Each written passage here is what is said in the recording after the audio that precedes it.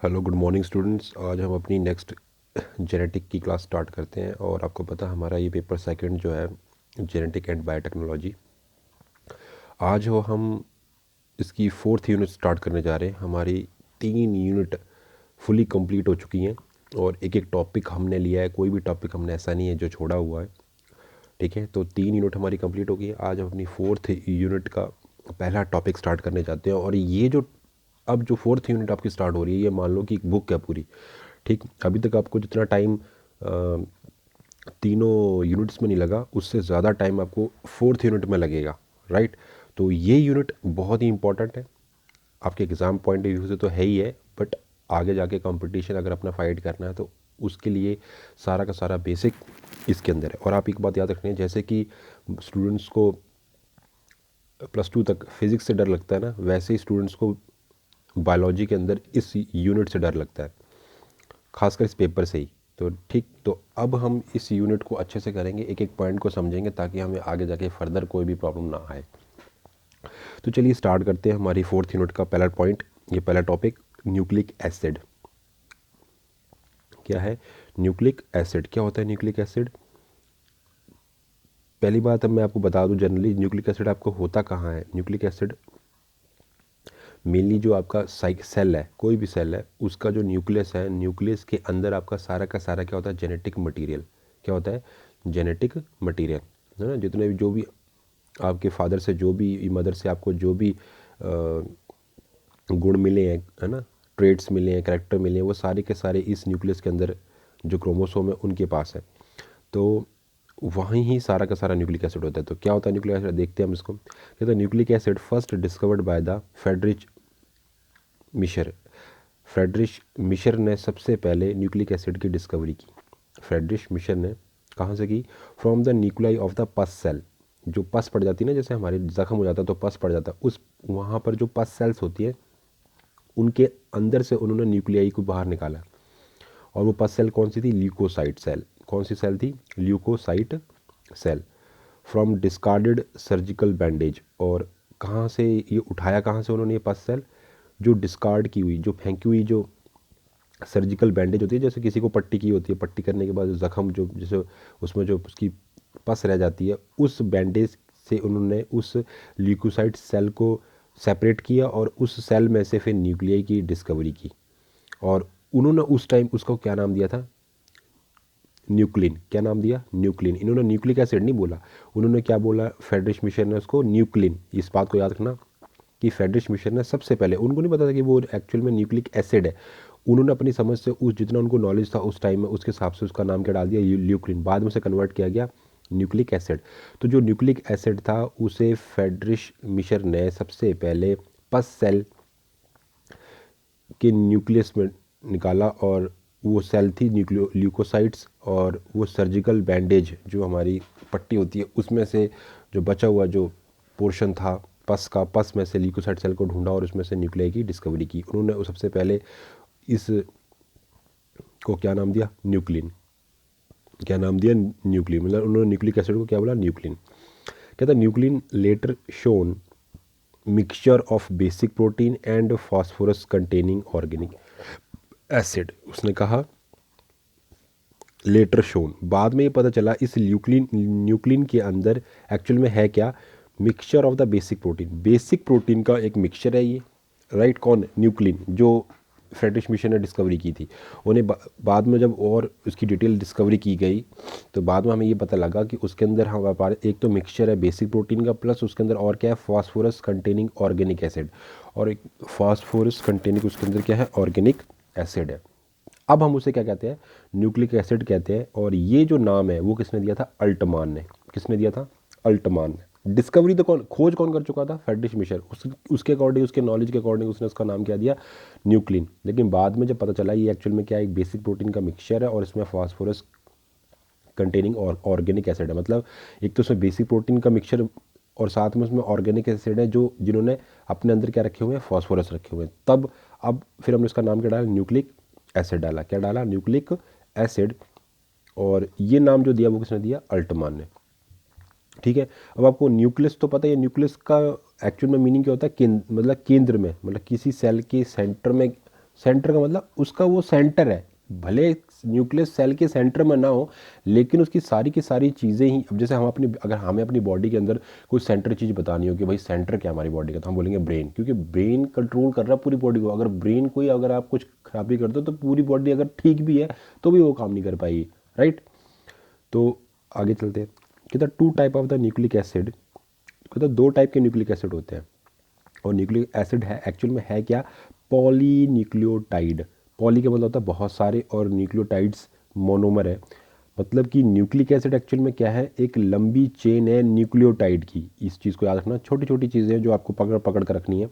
तो कहता है कि जो न्यूक्लिक एसिड वो दो तरीके का हो सकता है, और एक्चुअल में न्यूक्लिक एसिड है कि पॉलीन्यूक्लियोटाइड्स, यानी कि न्यूक्लियोटाइड, बहुत सारे न्यूक्लियोटाइड आपस में जुड़े हैं और वो क्या बना रहे हैं, न्यूक्लिक एसिड। और वैसे भी न्यूक्लिक जो एसिड है वो दो टाइप का है, एक तो है राइबोन्यूक्लिक एसिड, दूसरा है डीऑक्सी राइबोन्यूक्लिक एसिड। जो राइबोन्यूक्लिक एसिड है यानी कि आरएनए, और जो डीऑक्सी राइबोन्यूक्लिक एसिड है यानी कि डीएनए। तो डीएनए की फुल फॉर्म क्या हुई, डीऑक्सी राइबोन्यूक्लिक एसिड, और आरएनए की राइबोन्यूक्लिक एसिड। इतनी बात समझ आ गई, कोई दिक्कत नहीं आ रही। चलिए आगे चलते हैं। अब हम पहला अपनी बात आगे स्टार्ट करते हैं न्यूक्लियोटाइड से। तो ये न्यूक्लियोटाइड क्या होता है, हमने बात कर ली कि जो हमारा न्यूक्लिक एसिड है वो एक्चुअल में क्या है, पॉलीन्यूक्लियोटाइड है, राइट। इतनी बात हमने क्लियर कर ली। तो कहता है जो न्यूक्लियोटाइड है वो क्या है, monomeric unit of the nucleic acid.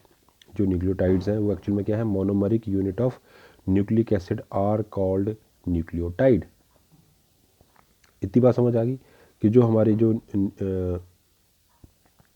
जो न्यूक्लियोटाइड्स हैं वो क्या है, मोनोमरिक यूनिट ऑफ न्यूक्लियो। तो जो कहता है जो ये न्यूक्लियोटाइड्स हैं, ये न्यूक्लियोटाइड क्या है, मोनोमरिक। मोनोमरिक छोटे छोटे टुकड़ों से मिलकर बने हैं, उनमें यूनिट है किसकी, न्यूक्लिक एसिड के अंदर, आर कॉल्ड न्यूक्लियोटाइड्स। कहता है monomeric unit of the nucleotide.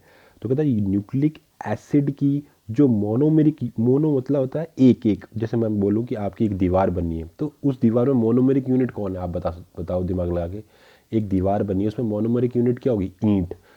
एक एक से दूसरी ईंट को जोड़ा, दूसरी ईंट को तीसरी, तो ईंट पे ईंट आप जोड़ते चलेगा और आपकी एक दीवार बन गई। मैं बात बॉडी की बात करूँ तो हमारी बॉडी में सेल आप जोड़ते जा रहे हो, जोड़ते जा रहे हो, एक बॉडी बन रही है, तो वो क्या है उसकी मोनोमेरिक यूनिट। वैसे ही न्यूक्लिक एसिड की मोनोमेरिक यूनिट कौन है, न्यूक्लियोटाइड्स। मतलब बहुत सारे न्यूक्लियोटाइड को जोड़ोगे तो आपका न्यूक्लिक एसिड बन जाएगा। कहता है न्यूक्लिक एसिड और ऑल्सो कॉल्ड पॉलीन्यूक्लियोटाइड्स। सिंपल सी बात है। आगे कह रहा है कि जो न्यूक्लियोटाइड है are phosphate ester of the nucleoside made up of three component. वो कहता है एक्चुअल में जो आपका न्यूक्लियोटाइड है वो क्या है, वो न्यूक्लियोसाइड है, और वो जुड़े हुए हैं फॉस्फेट एस्टर से। मतलब न्यूक्लियोसाइड किस कैसे है, फॉस्फो एस्टर्स ऑफ न्यूक्लियोसाइड्स। अब आप और अंदर चले गए, पहले आपने बात की थी न्यूक्लिक एसिड की, तो उसमें आपने कहा न्यूक्लिक एसिड क्या है, पॉलीन्यूक्लियोटाइड एक्चुअल में। तो पॉलीन्यूक्लियोटाइड एक्चुअल में क्या है, पॉलीन्यूक्लियोटाइड के अंदर फॉस्फेट एस्टर ऑफ न्यूक्लियोसाइड है। मतलब न्यूक्लियोटाइड के अंदर कौन है, न्यूक्लियोसाइड प्लस फॉस्फेट एस्टर, मतलब फॉस्फेट के साथ जुड़ा हुआ न्यूक्लियोसाइड है। इन दोनों को मिला के क्या बनता है, न्यूक्लियोटाइड। तो ये क्या, तीन कंपोनेंट है इसके अंदर, तीन चीज़ें आपको देखने को मिलेंगी न्यूक्लियोटाइड के अंदर। पहला बेस, दूसरा 5 कार्बन की एक चेन की शुगर, और दूसरा है एक phosphoric acid, ion of the phosphoric acid. इतनी बात समझ आ गई। क्या बोल रहा है कि आपको इस न्यूक्लियोटाइड, इसको इन तीनों को क्या मिलकर क्या बोलते हैं, न्यूक्लियोटाइड। क्या बोलते हैं, न्यूक्लियोटाइड। अगर आप फास्फोरस को दूर रखो, मतलब इन तीनों के साथ मिला, दोनों के साथ सिर्फ दो की बात कर रहे हो, बेस और कार्बन शुगर, तो ये कहलाता है आपका न्यूक्लियोसाइड। और अगर आप फास्फोरस भी उसमें जोड़ दो तो वो क्या कहलाएगा, न्यूक्लियोटाइड। इस चीज़ को याद रखना। आप समझ आ रही बात, क्या समझा रहा हूँ मैं, कि अगर मैं बात करूँ फर्स्ट और सेकंड दोनों को मैं एक साथ अटैच करके रख रहा हूँ, थर्ड को भी अटैच नहीं किया, सिर्फ मैं इन दो का ग्रुप बना रहा हूँ, बेस और जो आपकी 5 कार्बन शुगर है, तो ये क्या कहलाएगा, न्यूक्लियोसाइड। जो ये बात हुई है, उसके बाद अगर मैंने इसको भी साथ में जोड़ दूँ, तीनों को एक साथ जोड़ दूँ, तो वो क्या कहलाएगा, न्यूक्लियोटाइड, राइट। तो न्यूक्लियोटाइड और न्यूक्लियोसाइड में फ़र्क क्या रखना कि न्यूक्लियोटाइड जब बोल रहे हो तो तीनों को आपने एक साथ जोड़ा हुआ है, और जब ये तीनों जुड़ जाएंगे तो एक न्यूक्लियोटाइड बनेगा, और हज़ारों न्यूक्लियोटाइड को जोड़ोगे तो क्या बनेगा, न्यूक्लिक एसिड। और दूसरी बात कि अगर सिर्फ दो को जोड़ोगे, फर्स्ट और सेकंड को, तो क्या बनेगा, न्यूक्लियोसाइड।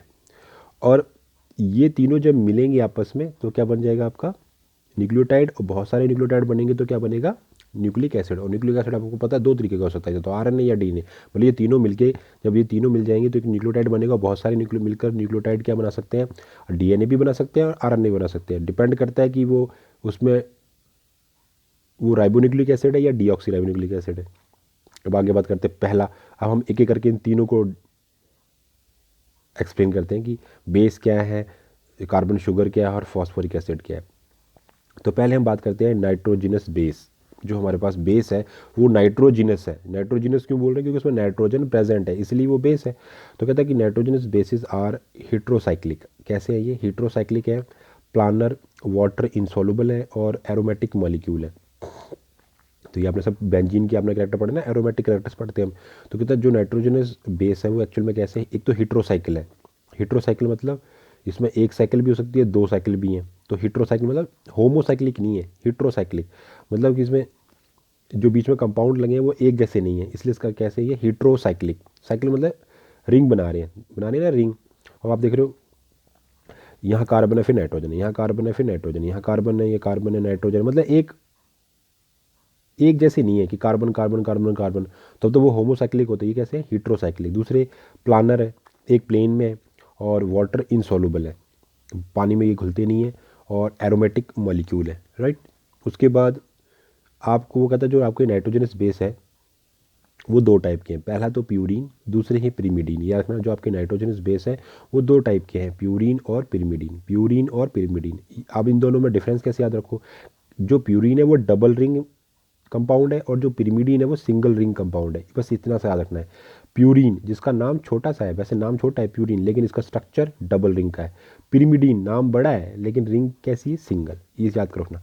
काउंटिंग का भी आप याद रखना, जब काउंटिंग करोगे आप इसमें कार्बन की काउंटिंग करोगे, अब इसमें ग्रुप्स नहीं लगे, जैसे जैसे इस पर ग्रुप लगेंगे ना, अमाइनो ग्रुप NH2 ग्रुप या कार्बोनाइल ग्रुप लगेगा CO ग्रुप, तब इनके नाम चेंज हो जाएंगे। प्यूरीन दो टाइप की होती है, आगे हम पढ़ेंगे। एक होती है आपकी एडेनिन, दूसरी होती है ग्वानिन, A और G। पिरिमिडीन भी दो टाइप की होती है, साइटोसिन और थाइमिन।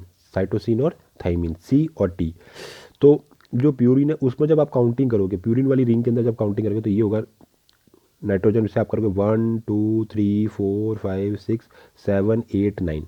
तो इस तरीके से एंटी क्लॉकवाइज करोगे, एंटी क्लॉकवाइज काउंटिंग करोगे और यहाँ वापस से क्लॉकवाइज होगी। जब आप पिरिमिडीन में काउंटिंग करोगे तो कैसे कर रहे हो 1 2 3 4 5 6। तो इसमें आप कैसे कर रहे हो क्लॉकवाइज। तो पिरिमिडीन में जब काउंटिंग करोगे तो क्लॉकवाइज करोगे, प्यूरिन में करोगे तो एंटी क्लॉकवाइज। पहली रिंग में एंटी क्लॉकवाइज, दूसरी रिंग में फिर क्लॉकवाइज। तो इस चीज़ का आप विशेष ध्यान रखना ताकि आपको याद रहे। तो यहाँ पर पहला जो आपका पहला नंबर जो आएगा वो इस नाइट्रोजन को आएगा। यहाँ पर नाइट्रोजन का पहला नंबर आएगा लेकिन वो नीचे से बेस से आ रहा है, इस तरीके से, राइट। चलिए आगे बात करते हैं। अब हम पहले प्यूरिन को डिस्क्राइब कर लेते हैं। प्यूरिन कौन थी, डबल रिंग वाली। Two different nitrogenous base with purine ring composed of carbon and nitrogen found in the DNA। तो वो क्या बोल रहा है, प्यूरिन क्या है, टू डिफरेंट नाइट्रोजनस बेसिस, है ना, two different nitrogenous bases with purine ring. और ये किसके बने हुए हैं, ये जो रिंग बनी है वो किसकी बनी है, two different nitrogen base with किससे बनी है, कंपोज्ड ऑफ कार्बन और नाइट्रोजन। ये जो रिंग है वो किससे बनी है, कार्बन और नाइट्रोजन के मिलने से रिंग बनी है। कहाँ मिलती है हमें, DNA के अंदर। Two common purine bases found in the DNA and RNA are adenine and guanine. तो जो कॉमन प्यूरिन बेसिस हमारे पास है, कॉमन प्यूरिन बेसिस, बेस मतलब क्षार, जो दो कॉमन हमारे पास प्यूरिन है DNA और RNA दोनों के अंदर मिलती है, वो है एडेनिन और ग्वानिन। एडेनिन का साइंटिफिक नेम है 6 अमीनो प्यूरिन, मतलब ये तो आपका केमिकल नेम है इसका, और शॉर्टकट में नाम क्या डाला है, एडेनिन। कॉमन नेम क्या है इसका, एडेनिन, और इसका केमिकल नेम क्या है, रासायनिक नाम 6 अमीनो प्यूरिन। 6 अमाइनो प्यूरिन मतलब 6 वाले कार्बन के ऊपर NH2 ग्रुप लगा होगा। ग्वानिन का नाम क्या है, 6 ऑक्सी 2 अमीनो प्यूरिन। यहाँ पे 6 नंबर पे हमारा क्या लगा हुआ, ऑक्सी मतलब CO ग्रुप लगा है और 2 पर 2 वाले कार्बन पर अमीनो ग्रुप लगा हुआ है। तो 6 ऑक्सी 2 अमीनो प्यूरिन। इतनी बात समझ आ गई। कहता है adenine has amino group NH2 on the C6 carbon. तो वो कहता है, ये भी मैंने पहले बता ही दिया कि एडीन के अंदर जो NH2 ग्रुप लगा हुआ है छठे नंबर वाले कार्बन के ऊपर लगा हुआ है रिंग में, और ग्वानिन के अंदर जो अमीनो ग्रुप लगा है वो दूसरे नंबर वाले कार्बन पे, और जो कार्बोनाइल यानी CO ग्रुप लगा हुआ है वो छठे नंबर वाले कार्बन पे लगा हुआ है। ठीक, इतनी बात समझ आ गई। डायग्राम भी देखेंगे हम, डोंट वरी। आगे बात कर लेते हैं हम पिरिमिडीन की। कहता है pyrimidine, two major pyrimidine base, दो हमारे पास pyrimidine बेस है फाउंड इन द डीएनए, एक है थाइमीन दूसरी है साइटोसिन, एक है थाइमीन दूसरी है साइटोसिन। लेकिन आरएनए के अंदर हमें यूरेसिल मिलती है, यूरेसिल और साइटोसिन, यूरेसिल और साइटो, मतलब थाइमीन नहीं मिलेगी। थाइमीन जो pyrimidine है वो आपको कब मिलेगी, जब आप डीएनए की बात कर रहे हो। जब आप आरएनए की बात कर रहे हो तो थाइमीन चेंज हो जाती है यूरेसिल के अंदर, थाइमीन चेंज होती है यूरेसिल के अंदर, और साइटोसिन तो है ही है, वो दोनों में मिलेगी। साइटोसिन आपको डीएनए में भी और आरएनए में। यही फ़र्क है डीएनए और आरएनए के अंदर, कि डीएनए के अंदर जो आपको pyrimidine सिंगल रिंग वाली जो बेस है, आपका जो क्षार है, बेस है, वो थाइमीन और साइटोसिन होता है, और आरएनए के अंदर यूरेसिल और साइटोसिन होता है। तो थाइमीन का केमिकल फॉर्मूला है 5 मिथाइल 2,4 डाईऑक्सी pyrimidine। तो यहाँ पर आपको 5 नंबर पर और 2 और चौथे कार्बन पर आपको क्या मिल रहा है, डाईऑक्सी, 2 आपको क्या मिल रही है, CO ग्रुप मिल रहे हैं। यहाँ पर 2 ऑक्सी 4 अमीनो pyrimidine है, यहाँ 2,4 डाईऑक्सी pyrimidine है। तो इस तरीके से आपने ये केमिकल नेम भी याद रखने हैं। केमिकल नेम याद रखोगे तो उससे आपको क्या याद रहेगा, उनकी नंबरिंग याद रहेगी। इतनी बात समझ आ रही है? आगे देखते हैं। कहता thymine contain a methyl group at the C5 position. Thymine की जब हम बात करते हैं तो थाइमीन पर जो 5वां नंबर का कार्बन है वहाँ पर हमें क्या मिलता है, मिथाइल, ये लिखा हुआ था ना यहाँ पे 5 मिथाइल। तो हमें क्या मिलता है, मिथाइल ग्रुप मिलता है at the position of 5th number of carbon with carbonyl group at दी, और जो कार्बोनाइल ग्रुप है वो हमें क्या मिलता है 4th नंबर पे और दूसरे नंबर वाले कार्बन के ऊपर। सेम ऐसे ही साइटोसिन के अंदर contain hydrogen atom at the C5 and amino group at C4। तो साइटोसिन के अंदर हमें 5th नंबर कार्बन पे हाइड्रोजन एटम मिलेगा सिंपल, और 4th नंबर वाले कार्बन पे अमीनो ग्रुप मिलेगा। सिमिलरली अगर हम बात करें यूरेसिल के अंदर, तो वो थाइमीन के जैसे, यूरेसिल जो है वो थाइमीन के जैसे होता है, बट फ़र्क क्या होता है, यहाँ पर मिथाइल ग्रुप नहीं होता। क्या नहीं होता? तो कहता है कि यहाँ पर यूरेसिल जो है वो थाइमीन के जैसे ही है, बट फ़र्क क्या है, lack the methyl group at C5 position, कि जो 5वें नंबर कार्बन पर हमें थाइमीन के अंदर जो मिथाइल ग्रुप मिल रहा था वो यहाँ गायब है। बस यही फ़र्क है यूरेसिल और थाइमीन के अंदर। कहता है uracil not usually found in the DNA, DNA में कभी नहीं मिलता। ये किसका कंपोनेंट है, किसका खंड है, आरएनए का ये हिस्सा है। अब बात करते हैं, ये देखो एडेनिन, यूरेसिल, ग्वानिन, यूरेसिल और थाइमीन। तो ये प्यूरिन है और ये pyrimidine है। ये आपके पास एडेनिन है, तो एडेनिन में आप देख रहे हो हमारे पास 1 2 3 4 5 6, छठे नंबर कार्बन पे हमारे पास क्या है, NH2। क्या है, NH2। समझ आ गई बात? ग्वानिन में देखो आप, ग्वानिन पे हमारे दूसरे नंबर कार्बन पर अमीनो ग्रुप है, NH2 ग्रुप है। यूरेसिल में आप देखो जो हमारे पास कार्बोनाइल ग्रुप है। अब यहाँ हमारे पास कहाँ से होगी, 1 2 3 4, तो 2 और 4 के 1 2 3 4, 2 और 4 के ऊपर क्या है, कार्बोनाइल ग्रुप है, CO ग्रुप प्रेजेंट है।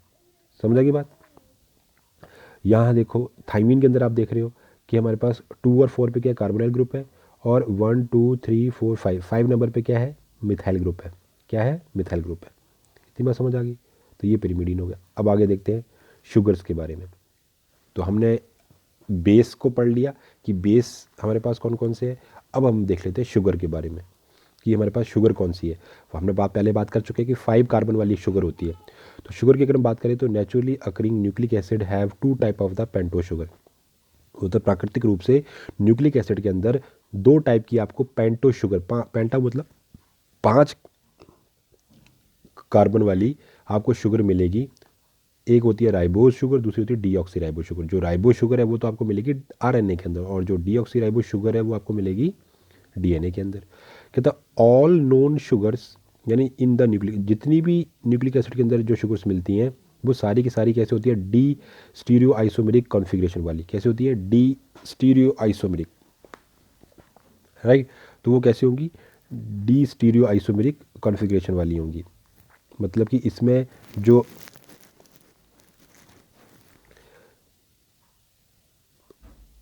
तो यहाँ पर क्या हो रहा है कि वो कहता है कि यहाँ पर जितनी भी शुगर मिलेंगी आपको डी स्टीरियो आइसोमेरिक, जैसे जो एक होता है डेक्स्ट्रो रोटेटरी, एक होता है लीवो रोटेटरी। तो डी जो वर्ड है वो डेक्स्ट्रो रोटेटरी है, मतलब आपकी जो लाइट है वो उसे किस साइड को घुमा रहा है, प्लेन पोलर लाइट को ना।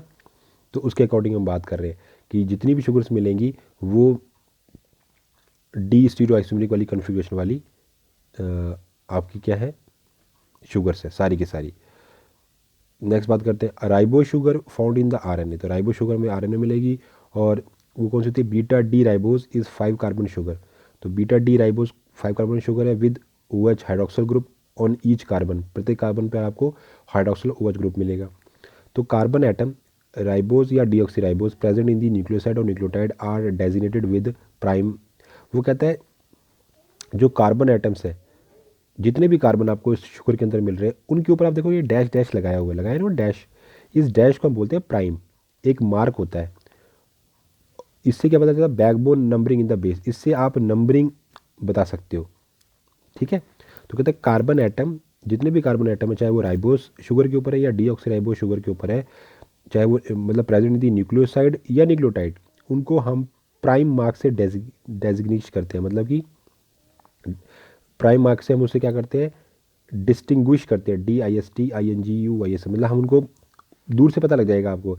वो क्या करता है? बैकबोन नंबरिंग इन बेसिस, तो वो उसकी नंबरिंग करने में हेल्पफुल होता है, जैसे 1 प्राइम, 2 प्राइम, 3 प्राइम, 4 प्राइम और 5 प्राइम। तो इस तरीके से ये कार्बन की रिंग, कार्बन चेन की रिंग बन गई 5 मेंबर वाली।